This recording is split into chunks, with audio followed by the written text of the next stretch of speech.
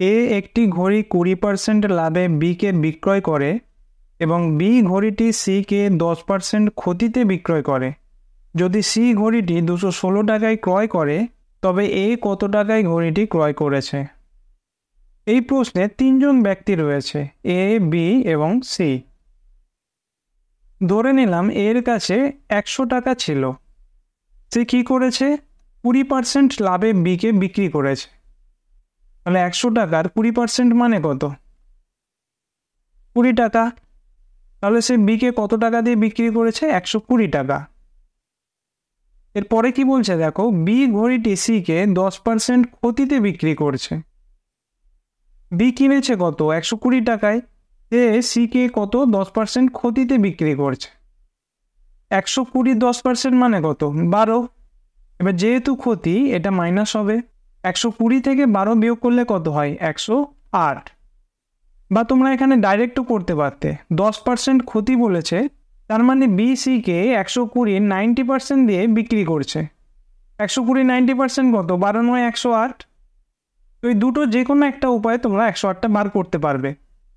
এরপর প্রশ্ন দেখো, এখানে বলছে যদি সি ঘড়িটি 216 টাকায় কেনে, তার মানে আমরা যে 108টা বার করেছি এর মান কত বলেছে? 216।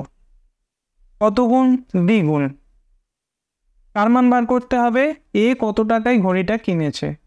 এর ভ্যালু কত ধরেছিলাম? 100। তাহলে দেখো 108-এর ভ্যালু যদি 216 টাকা হয়, দ্বিগুণ হয়, তাহলে 100-র ভ্যালু কত হবে? 100 দ্বিগুণ। 100 দ্বিগুণ মানে 200 টাকা হবে সঠিক উত্তর। এই টাইপের অঙ্কগুলো সবসময় চেষ্টা করবে প্রথমে যে ব্যক্তিটা আছে তাকে 100 ধরে করা। বা তোমরা এটাকে আরও একটা প্রসেসে করতে পারো। মনে করো এ ঘড়িটি এক্স টাকায় কিনেছিল, এটা বিকে বিক্রি করছে 20% লাভে। তার মানে কত টাকায় বিক্রি করছে? X into 120/100। এবার বি যে এই দামে কিনেছে সে আবার সিকে 10% ক্ষতিতে বিক্রি করছে। তো 10% ক্ষতি মানে বিক্রয় মূল্য কত? 90%। এই মানটাই কত বলেছে? 216 টাকা। এখান থেকেও তোমরা কাটাকুটি করে এক্স এর মানটা বার করতে পারবে। দুটো শূন্য কাটলো, 12 9 108, 2 216, 10 10 100 আর এই 2-এর সঙ্গে গুণ করলে হবে 200। আশা করছি দুটো নিয়মে তোমরা বুঝতে পেরেছ। এই অঙ্কটা দেখো আগের মতোই একই রকম অঙ্ক। এখানে মনে রাখবে বি বলেছে 25% লাভে সিকে বিক্রি করছে। তো কোনো জিনিসের 25% লাভ মানে কি? 25% মানে 1/4। অর্থাৎ সেই জিনিসটাকে 4 ভাগ করলে তার 1 ভাগের মান হচ্ছে 25%। যেমন মনে করো 40 টাকা মনে করো, তো 40 টাকার 25% মানে কত? ডাইরেক্ট করার চেষ্টা করো। 40টাকে 4 ভাগ করো, কত হবে? 10 + 10 + 10 + 10। তো 40টাকে 4 ভাগ করলে তার 1 ভাগের মান হচ্ছে 25%।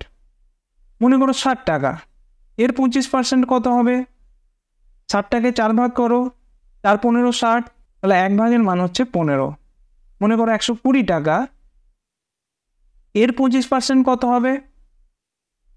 120টাকে 4 ভাগ করো, প্রতিটা ভাগ কত হচ্ছে? 30 করে, তাহলে 120 টাকার 25% হলো 30 টাকা।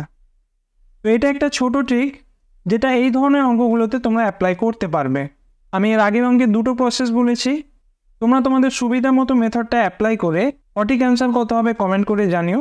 Thank you.